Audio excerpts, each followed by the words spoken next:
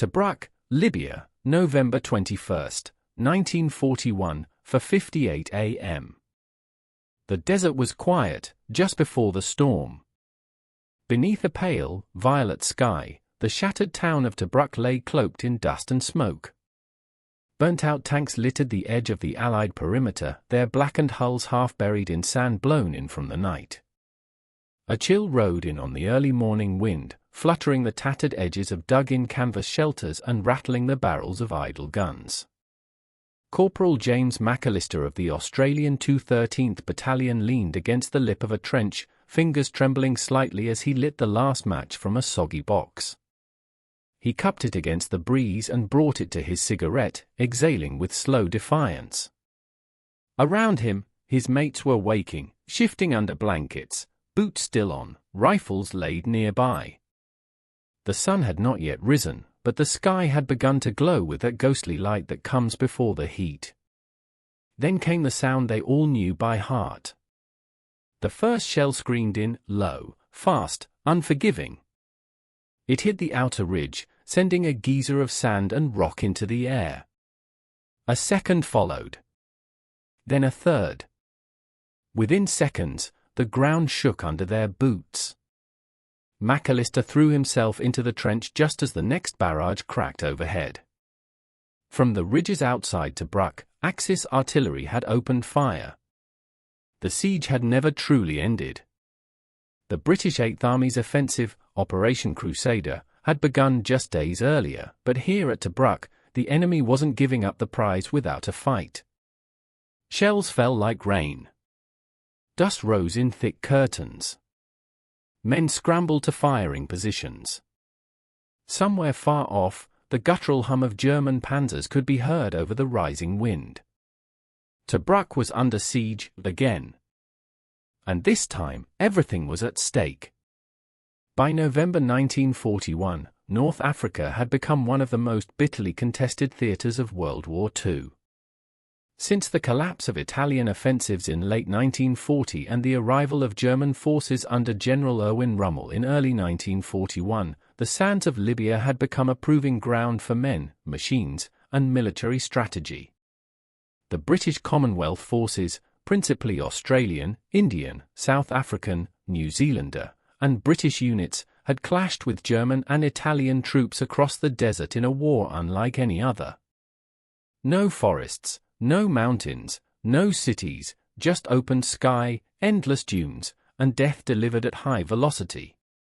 At the center of it all stood Tobruk. Tobruk was more than a name.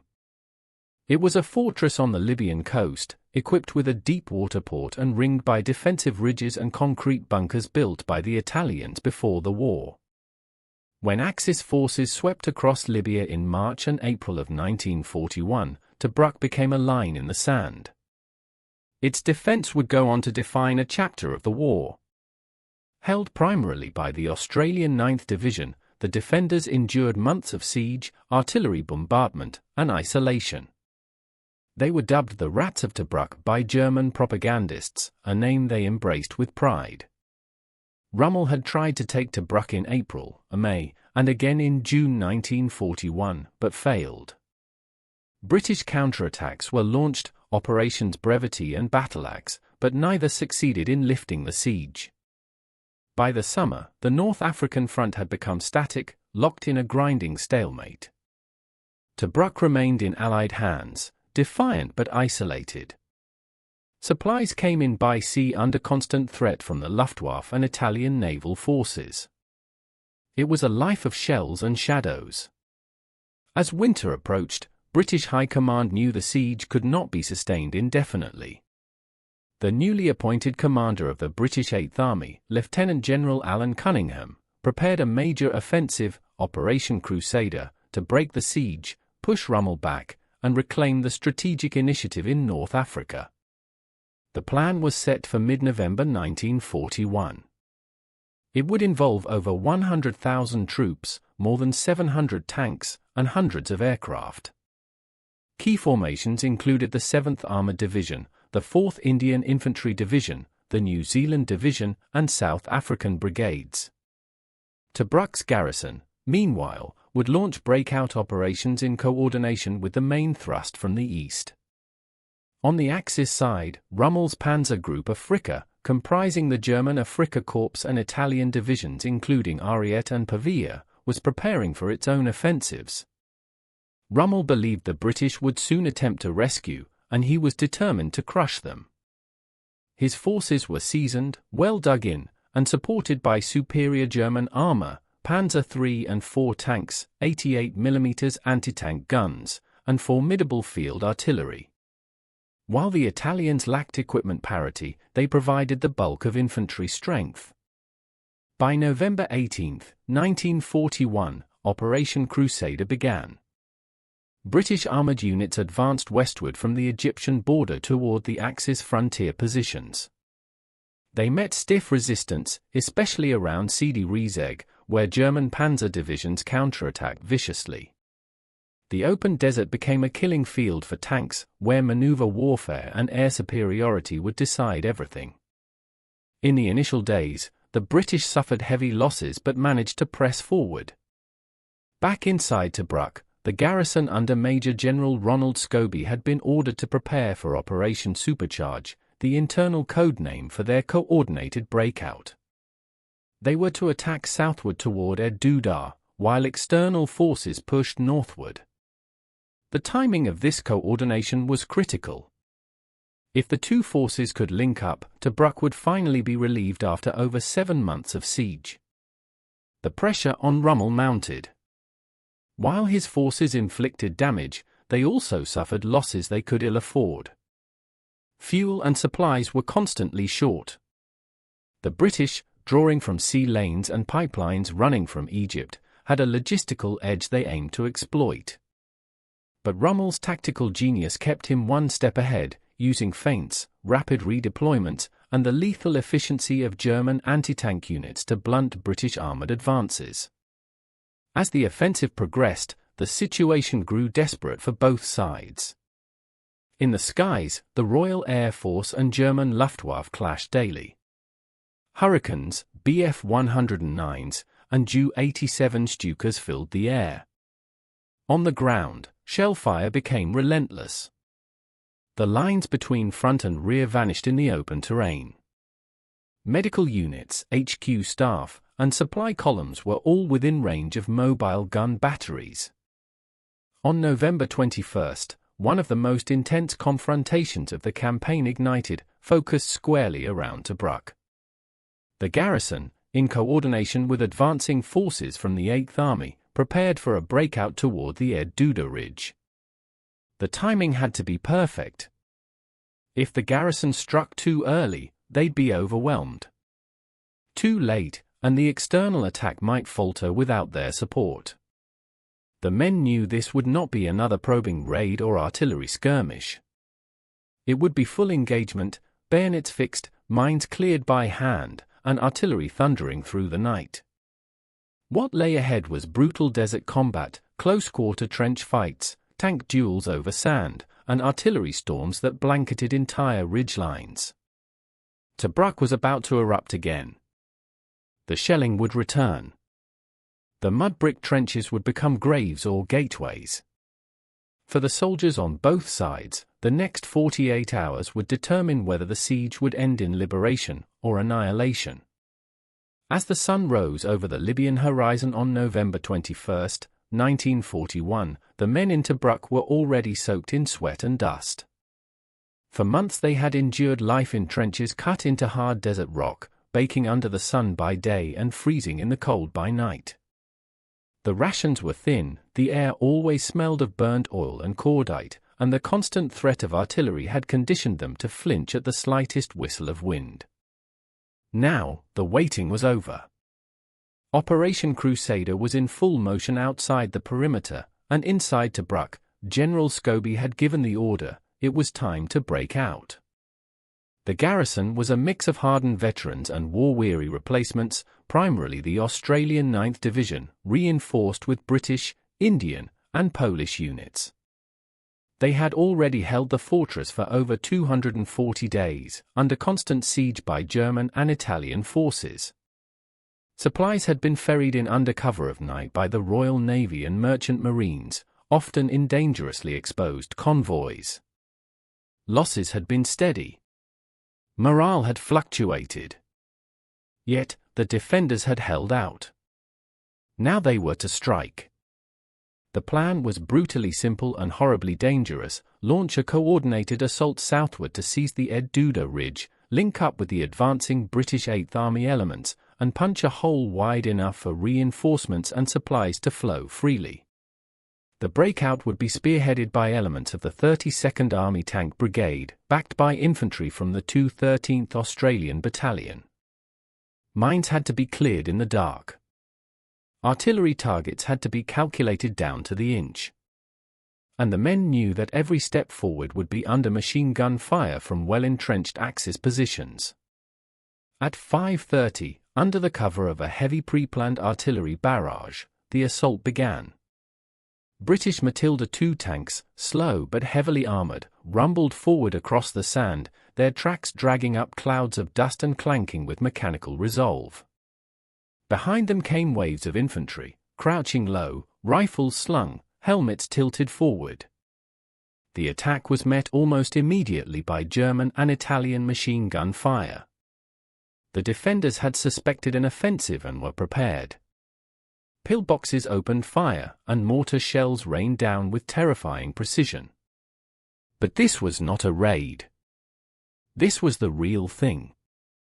Within the first hour, several Matildas were knocked out by hidden Pak 38 anti-tank guns, their hulls cracking open like tin boxes. Flames and black smoke rose over the sand. But the rest kept moving. Infantry used the tanks for cover, leapfrogging between shell craters and sand berms. Medics followed close behind, dragging the wounded by the ankles, dressing shrapnel wounds with shaking hands. Corporal McAllister, having survived the opening shelling, now found himself charging across open ground with the 213th. The noise was indescribable, an endless roar of engines, explosions, and shouted commands. The men carried satchel charges, bayonets, and grim determination. Several fell before even reaching the first wire. Those who made it began cutting through with wire cutters and bare hands. Mines exploded beneath boots. The desert became a killing ground. But the assault didn't falter. Momentum was everything. One foot after another.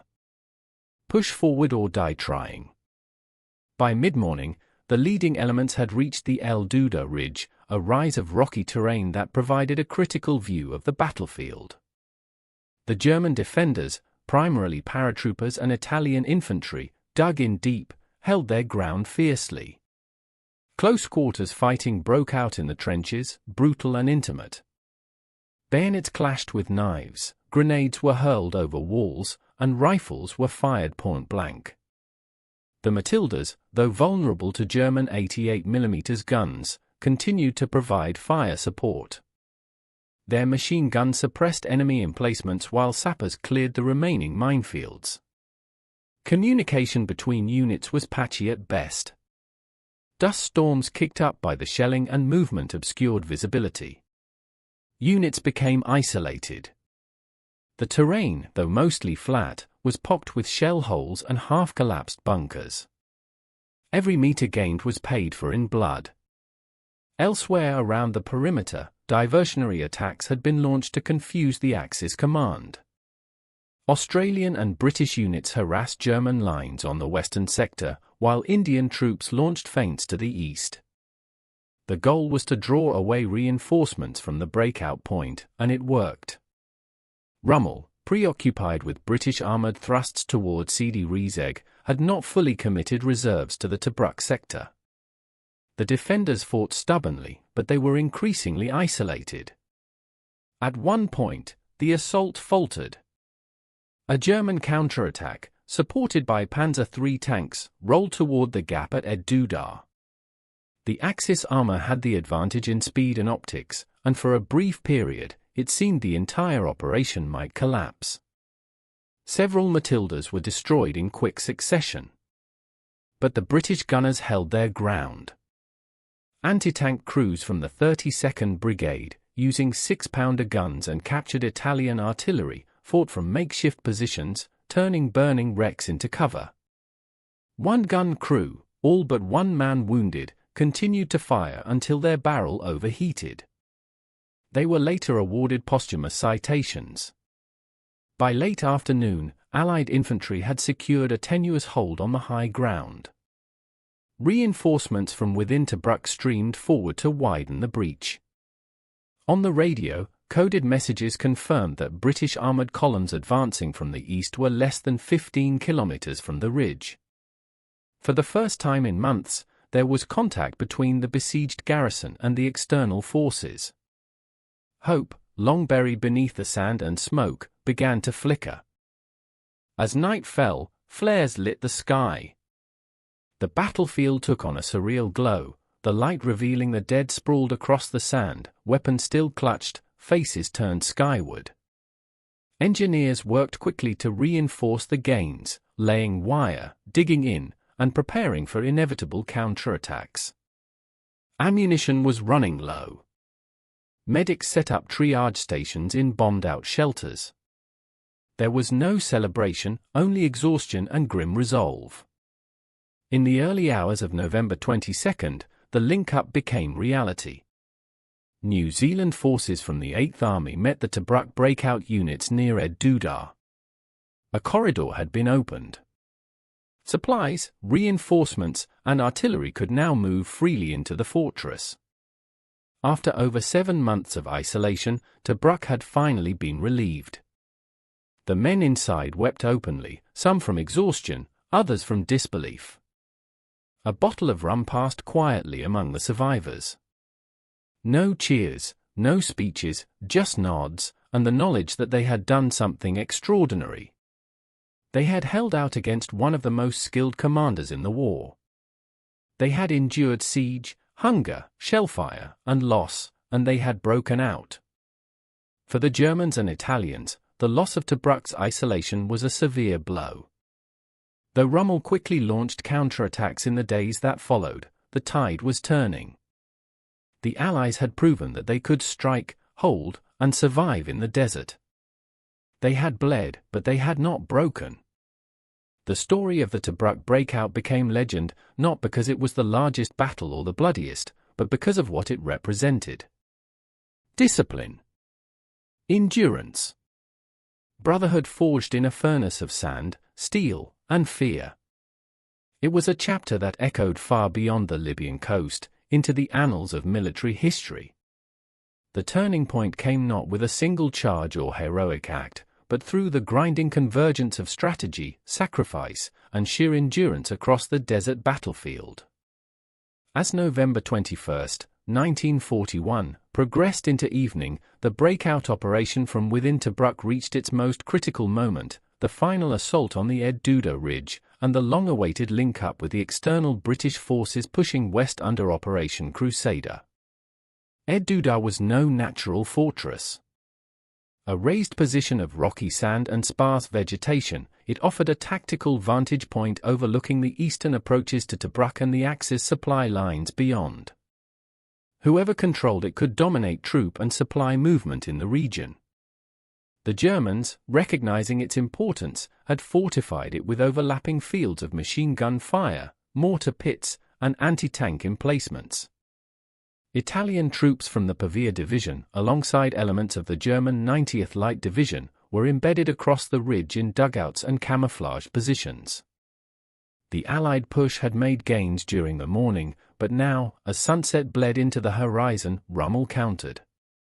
From the south, German Panzer units began to mobilize toward the flanks of the Ed Duda assault. These included elements of the 5th Panzer Regiment, reinforced with motorized infantry in half-tracks and supported by 88mm anti-aircraft guns repurposed for devastating anti-tank fire. The speed and aggression of the German counterattack caught several Allied units exposed. Matilda tanks advancing uphill were ambushed, and at least 5 were destroyed in a matter of minutes. The battlefield lit up with fireballs and smoke pillars. Artillery from both sides began hammering the ridges, turning every inch of cover into a death trap. Major General Ronald Scobie, coordinating from the Tobruk HQ, issued urgent orders for reinforcement and artillery cover. The 1st Royal Horse Artillery responded with precision, unleashing a sustained barrage on suspected German assembly points. The effect was immediate but costly. German infantry, known for their discipline and mobility, had already moved up the slopes. Close quarters combat erupted again. Trench knives, grenades, and rifle butts replaced tank shells and airstrikes. The desert became chaos in every direction. On the eastern edge of Ed Duda, the 213th Australian Battalion, led by Lieutenant Colonel Turner, had pushed forward under withering fire. They reached the outer shell of the German trench line around 17:45 hours. But then, German artillery zeroed in. Explosions rocked the dry soil. Shrapnel tore through the air. Reports indicated that communications between units were breaking down. Radios failed. Runners were picked off. The line between success and disaster narrowed with every passing minute. What held the assault together was not brilliance, but pure, stubborn will. Australian infantry crawled, ran, stumbled, and threw themselves forward again and again. Tank commanders kept advancing even as their vehicles burned. Artillery crews fired until their hands blistered. At one point, a small detachment of engineers, tasked with clearing a minefield under fire, completed their work by hand in full view of German snipers. 3 were killed, but the path was opened for advancing troops. The turning point came just before 8 p.m. hours, when the final wave of the breakout forces, supported by surviving tanks and 2 platoons of New Zealand infantry, breached the southern crest of Ed Duda. The ridge was soaked in smoke and lit only by muzzle flashes and flares arcing through the sky. From the north, headlights began to flicker in the distance. Allied vehicles. External forces. It was the 21st New Zealand Battalion, part of the 2nd New Zealand Division advancing from the Egyptian frontier. After days of brutal desert combat and looping maneuvers through German-occupied terrain, they had finally reached the Tobruk corridor. The link-up happened under gunfire, in darkness, in confusion. But it happened. Shouts were exchanged. Soldiers from both directions embraced briefly before dropping to the ground to return fire. Medics immediately began tending to the wounded. Messages were relayed via signal flares, radio bursts, and shouted code words. The ridge was secured. The corridor was open. In the hours that followed, supply trucks began rolling in through the new passage. Ammunition, water, and medical kits arrived for the first time in months without the need for naval convoys dodging Luftwaffe raids. For Tobruk, the siege was not over, but its strategic isolation was. That changed everything.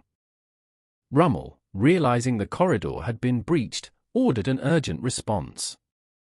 Throughout the night and into the morning of November 22, the Axis launched concentrated artillery bombardments and small counterattacks, attempting to retake the ridge. But the Allies held. Tobruk's defenders, now joined by fresh troops from the 8th Army, dug in and repelled the strikes. The line held. Elsewhere, Operation Crusader had developed into a swirling melee of armored engagements. At Sidi Rezeg, British and German tanks clashed in one of the largest armor battles of the North African campaign. The German 15th and 21st Panzer divisions inflicted heavy casualties but could not stop the overall Allied momentum. Their supply line stretched, their reserves diminished. Rommel made the difficult decision to withdraw toward El Agheila. The breakout from Tobruk, and the seizure of Ed Duda, proved to be the linchpin moment.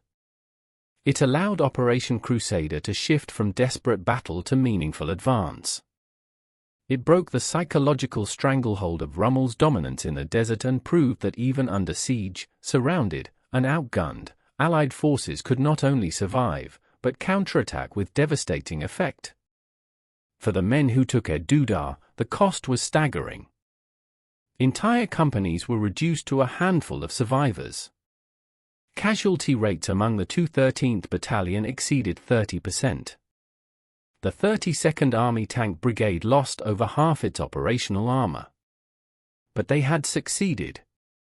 And for those who watched the sun rise on November 22 over the battlefield, the air still heavy with smoke and the cries of the wounded, there was no illusion about what had happened. This was not a glorious victory, it was survival, paid for in blood, discipline, and the will to never give up ground. The relief of Tobruk on November 22, 1941, marked a profound shift in the North African campaign. It wasn't just a military achievement, it was a symbolic one. The fortress that had held out against Rommel's forces for over 8 months had finally broken free from isolation. Operation Crusader, while still ongoing, had delivered its most meaningful blow. But the aftermath was far from clean. The days following the link-up at Ed Duda were marked by continued fighting, confusion, and desperate repositioning on both sides. The Axis forces, reeling from the surprise and the loss of strategic ground, did not collapse outright. Instead, Rommel, as ever, counterpunched. On November 23, German armored columns struck back at Allied positions south of Tobruk, attempting to sever the newly opened corridor. The fighting around Sidi Rezeg intensified into a chaotic and deadly confrontation. There, the 7th Armored Division, known as the Desert Rats, took the brunt of the attack. Their tanks, already battered, were engaged by both German Panzers and deadly 88mm flak guns repurposed for anti-tank duty. British casualties spiked. Several squadrons were reduced to fragments. For a moment, it appeared that the hard-won gains at Tobruk might be erased. But the Allies held the line. Fresh reinforcements, bolstered by supplies now flowing into Tobruk, stabilized the front. The New Zealand Division, supported by the 4th Indian Division, counterattacked and blunted the Axis assault.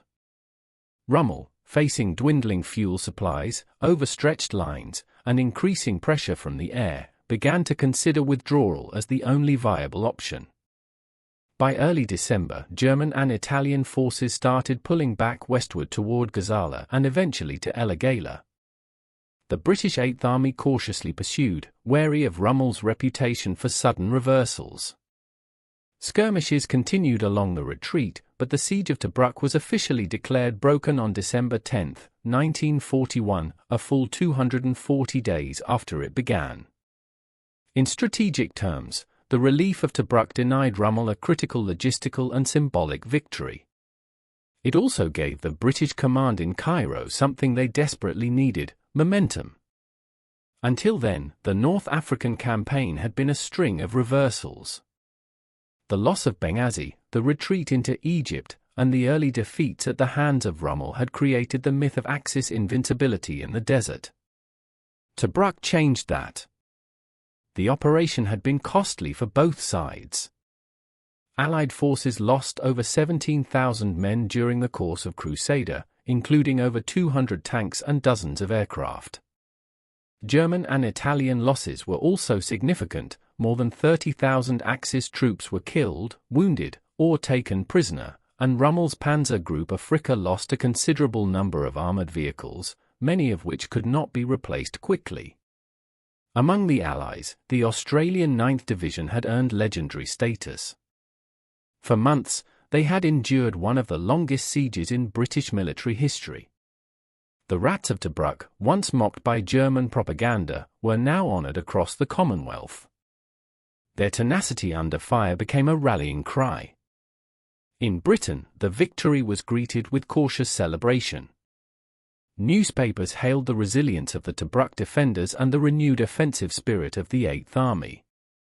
Winston Churchill, though typically restrained in his battlefield assessments, acknowledged the operation's significance, noting that the siege had riveted the world's attention for many long and anxious months. But not all reactions were celebratory. Within the 8th Army itself, there was frustration with the initial failures and high cost of Crusader. Command changes followed. General Cunningham, the overall commander of the 8th Army during Crusader, was relieved during the campaign due to disagreements with high command and replaced by Major General Neil Ritchie.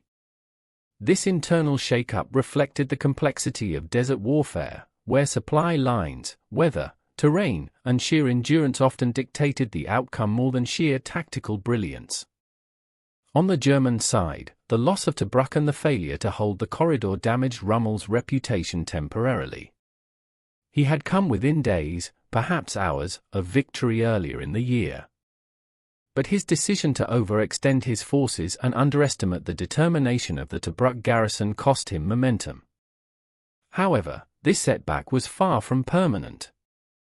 Rommel, ever resourceful, would regroup, rearm, and by January 1942, would launch new offensives that again pushed the Allies back toward the Egyptian border. The battlefields around Tobruk were left littered with wreckage. Craters marked the desert where thousands had fought and died. Burnt-out tanks, collapsed trench lines, and shattered helmets lay half-buried in sand. The wounded were evacuated through the newly reopened corridor. Field hospitals were overwhelmed. The dead were buried in hastily dug cemeteries just outside the town. The Commonwealth War Graves Commission would later formalize many of these sites, where thousands of graves now bear the names of those who fought at Tobruk. Tobruk itself was devastated. Once a minor coastal port, it had become a town of ruins. Civilian infrastructure was obliterated, and most of the remaining population had long since fled or been caught in the crossfire. The port facilities, though damaged, were now open to Allied use. This allowed more consistent resupply of forces in Libya and gave the British a forward base for future operations. The relief of Tobruk also had a wider psychological impact. It signaled to the world, especially to Allied nations like Australia, New Zealand, India, and South Africa, that their sacrifices were meaningful. Thousands of volunteers had traveled from across the globe to fight in a desert they had never seen for a cause they believed in. Tobruk's defense and eventual relief validated their service. For the Germans, Tobruk served as a lesson. The desert was not simply a theater of quick victories. It was a battleground where logistics, morale, and determination could defeat even the best of tactical plans. Rommel himself would later reflect on the siege and the Crusader battles with a degree of admiration for his adversaries. In his writings, he acknowledged the stubborn, unrelenting resistance of the garrison. The battle for Tobruk didn't end the North African campaign. It didn't capture Rommel. It didn't liberate Libya. But it shifted the momentum. The psychological effect of lifting the siege could be felt from Cairo to London. It showed that the Allies were adapting to the realities of desert warfare and learning how to win. In the weeks that followed, preparations began for further offensives. The war in North Africa would continue into 1943, culminating eventually in Rommel's final defeat at El Alamein and the Axis retreat from Africa. But the foundation for those victories was laid here, in the smoking sands outside Tobruk, where men fought not for conquest, but for survival, honor, and the hope of turning the tide. Tobruk was more than a battlefield. It became a symbol of resilience, of defiance, and of a war that demanded everything from those who fought it. The siege and its breakout etched itself into the collective memory of the Second World War not because it altered grand strategy in one stroke, but because of what it revealed, that human willpower, when pushed to its limits, can still endure. The men who held Tobruk did not set out to become legends. They were soldiers, engineers, medics, cooks, ordinary people caught in extraordinary circumstances. Many were thousands of miles from home. Some had never seen combat before. Yet, in trenches filled with dust and fear, under constant artillery fire, and with the threat of annihilation ever present, they stood their ground. They adapted, suffered, and survived. In the broader scope of the war, Tobruk's relief was just one of many hard-fought operations across North Africa. The campaign would rage on for another year and a half before the final Axis surrender in Tunisia. But the events of November 1941 provided something the Allies desperately needed: proof that the Axis war machine could be stopped, even in the most brutal environments. For the Germans, Tobruk was a missed opportunity, a fortress that should have fallen but didn't. For the Italians, it was a grim lesson in logistics and morale. For the British Commonwealth, it was a moral victory that carried the hopes of nations. And for the soldiers who walked away from Ed Duda, who wiped sand from their faces and counted their losses, it was the end of a chapter written in blood and perseverance. Today, the name Tobruk is carved into countless war memorials, from London to Canberra, from Wellington to Mumbai. Its memory lives on not just in military history, but in the stories passed down by families who remember a grandfather, an uncle, or a brother who never came home from the desert. Shells no longer fall over Tobruk. The trenches are quiet. But the silence carries echoes of grit, of sacrifice, and of a moment when history turned not with a shout, but with the exhausted breath of soldiers who refused to fall.